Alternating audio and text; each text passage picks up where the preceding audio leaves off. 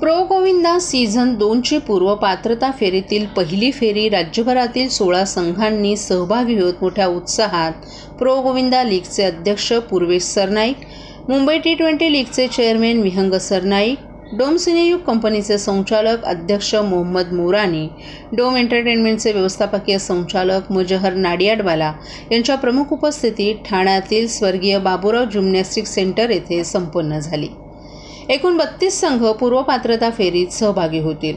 आग्रेश्वर गोविंदा पथक, यश गोविंदा पथक, अजिंक्यतारा गोविंदा पथक, कोपटचा राजा गोविंदा पथक, मरियाई मेटपाडा गोविंदा पथक, बालवीर गोविंदा पथक, बाल उत्साही गोविंदा पथक, ओम ज्ञानदीप मंडळ, ओम साई माऊली गोविंदा पथक, हिंदू एकता दहिंडी पथक, अष्टविनायक बालमित्र मंडळ, हिंदमाता गोविंदा पथक, शिवसाई क्रीडा मंडळ, साईराम गोविंदा पथक, आई चिखलादेवी गोविंदा प्रतिष्ठान, कोकणनगर गोविंदा पथक आदी पथकांची पूर्वपात्रता फेरी आज संपन्न झाली आहे। उर्वरित 16 संघांची पूर्वपात्रता फेरी रविवारी 28 जुलै रोजी होणार आहे। या फेरीतून अंतिम फेरीसाठी 16 संघ निवडण्यात येतील। अंतिम फेरी 18 ऑगस्ट 2024 रोजी वरळीतील NSCI डोम येथे होणार आहे। आज झालेल्या पूर्वपात्रता फेरीत मानवी मनोऱ्यांचा अभूतपूर्व खेळ अनुभवायला मिळाला। गोविंदांच्या क्रीडा कौशल्याला जगासमोर आणणं आणि या खेळाला जागतिक प्रतिष्ठा मिळवून देणं या उद्देशाने या स्पर्धेचं आयोजन करण्यात येतं। मातीपासून ते मॅटपर्यंत दहीहंडीचा प्रवास पाहताना अतिशय समाधान वाटतं, असं प्रो गोविंदा लीगचे अध्यक्ष पूर्वेश सरनाईक यांनी सांगितलं। दहीहंडी उत्सव हा केवळ पारंपरिक खेळ म्हणून नव्हे तर या खेळाला राष्ट्रीय खेळ म्हणून ओळख निर्माण व्हावी यासाठी अशा प्रकारच्या कार्यक्रमांचं आयोजन केलं जातं। कबड्डी, क्रिकेटप्रमाणे या खेळाचं व्यावसायिकीकरण करून खेळाडूंना प्रोत्साहित करणं, खेळांमधील सुरक्षितता वाढवणं तसंच प्रेक्षकांचा सहभाग वाढवणं हा या स्पर्धेमागील उद्देश असल्याचंही त्यांनी सांगितलं। तुझं पण घे ना आता। गेल्या अनेक वर्षापासून चेक करा बरं येतोय का। गेल्या अनेक वर्षापासून ठाण्याच्या वर्तकनगरमध्ये दहीहंडीचं आयोजन हे सन्माननीय आमदार प्रताप सरनाईक साहेबांच्या माध्यमातून केलं जात होतं आणि कुठेतरी एक युवा म्हणून माझ्या मनामध्ये एक संकल्पना आली।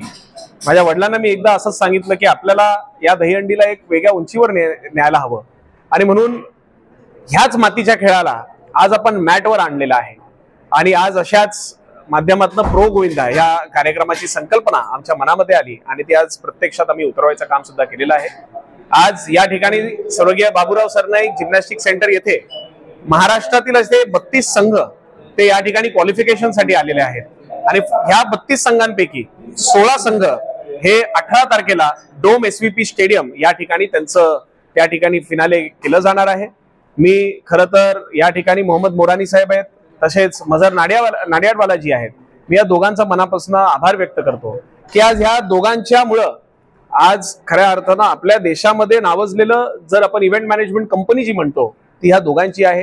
हे डोम जे आहे तेही यांचं आहे आणि त्यांच्या दोघांच्या मार्गदर्शनाखाली आज आपला हा महाराष्ट्राचा खेळ, हा आपला मातीचा खेळ ह्याला एक आंतरराष्ट्रीय दर्जा मिळण्यासाठी ह्या दोघांचं त्यामध्ये पूर्णपणे हातभार असणार आहे।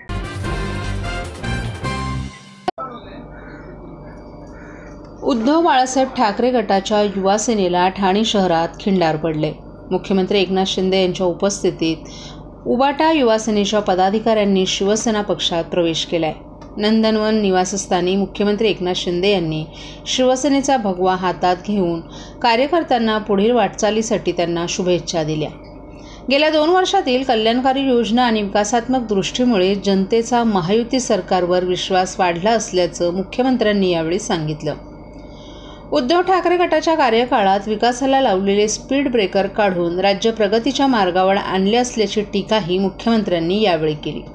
शिवसेनेत कार्यकर्त्यांना मिळणारी सन्मानाची वागणूक यामुळे इतर पक्षांच्या कार्यकर्त्यांचा शिवसेनेत ओघ सुरूच असल्याचंही मुख्यमंत्र्यांनी सांगितलं। ठाणे शहर उद्धव ठाकरे युवा सेनेचे शहर अधिकारी किरण जाधव, उपजिल्हाप्रमुख अर्जुन डाभी, बाळकुम शाखा प्रमुख अभिषेक शिंदे, शहर उपसमन्वयक दीपक कनोजिया आणि खोपट विभाग अधिकारी राज वर्मा यांच्यासह काही कार्यकर्त्यांनी शिवसेनेत प्रवेश केलाय। मुख्यमंत्री एकनाथ शिंदे यांनी हिंदू हृदयसम्राट बाळासाहेब ठाकरे यांचे विचार आणि धर्मवीर आनंद दिघे यांच्या शिकवणीच्या आधारावर राज्याचं नेतृत्व करत असल्याचं सांगितलं। गेल्या 2 वर्षात ग्रामीण तसंच शहरी विकासासाठी महायुती सरकारनं लोकाभिमुख निर्णय घेऊन जनतेचा विश्वास संपादन केलाय.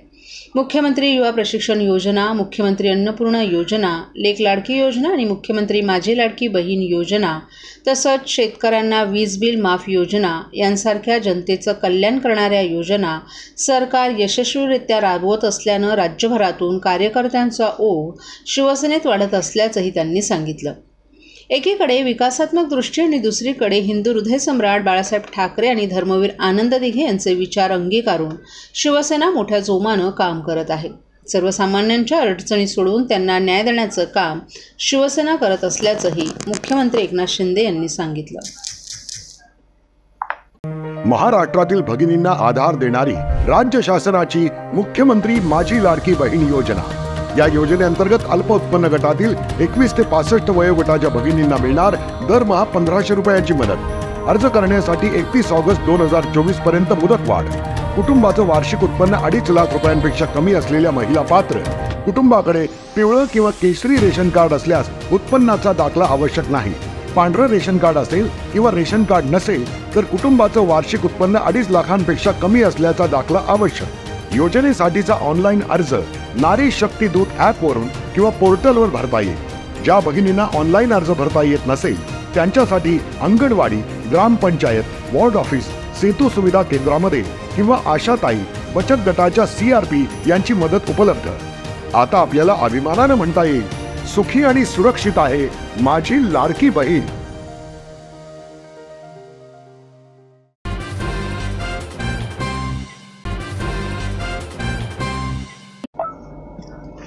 सतत सुरू असलेल्या अतिवृष्टीमुळे पुणे महानगरपालिका क्षेत्रातील अतिवृष्टीमधील बाधित नागरिकांना मदतकार्य करण्यासाठी मुख्यमंत्री एकनाथ शिंदे यांच्या निर्देशानुसार महापालिका आयुक्त सौरभ राव यांच्या मार्गदर्शनाखाली ठाणे महानगरपालिकेच्या ठाणे आपत्ती दलाची टीम आज पहाटे पुण्याला रवाना करण्यात आली. पुण्यातील बाधित ठाणे महापालिकेच्या वतीनं पुणे इथं रवाना करण्यात आलेल्या पथकात 2 उपअभियंता, 2 सुपरवायझर, 3 तांत्रिक कर्मचारी, 4 जेटिंग वाहनं, 4 वाहन चालक, 8 ऑपरेटर, मदतनीस, 177 सफाई कामगार, 4 उपमुख्य स्वच्छता निरीक्षक, 12 स्वच्छता निरीक्षक, 10 हवालदार, 7 वाहन चालक आदींचा समावेश आहे. त्याचबरोबर 80 खराटे झाडू, 80 ब्रश, 80 फावडे, 80 काटे आणि पंजे आदी साहित्यांचाही समावेश आहे. अतिवृष्टीमधील बाधितांना प्राथमिक औषधोपचार उपलब्ध व्हावेत यासाठी वैद्यकीय किट, पुरेसा औषध साठा, ORS पॅकेट, पाणी आणि बिस्किट आदींचा समावेश आहे. तसंच नागरिकांना तातडीनं उपचार मिळावेत यासाठी कार्डियक ॲम्ब्युलन्स, वैद्यकीय अधिकारी डॉक्टर सुनीता सोनावणे, 1 परिचारक आणि 1 वाहन चालकाचाही समावेश आहे. अतिवृष्टीमुळे परिसरात साथीचे आजार पसरू नयेत यासाठी फायलेरिया विभागाची टीम परिवहनच्या बसमधून रवाना करण्यात आली असून यामध्ये 5 फवारणी मशीन, 2 युटिलिटी वाहनं, 1 इनोवा वाहन आणि 1 औषध साध्यांसाठी 10 फवारणी पंपांचा समावेश आहे. या पथकासोबत 2 स्वच्छता निरीक्षक, 4 वाहन चालक, 19 फायलेरिया विभागातील असे एकूण 257 अधिकारी कर्मचारी पुण्याला रवाना झालेत. उपायुक्त जी गोदेपुरे यांच्या नियंत्रणाखाली हे पथक रवाना करण्यात आले. यावेळी उपायुक्त तुषार पवार, आपत्ती व्यवस्थापन अधिकारी YM तडवी आदीही उपस्थित होते.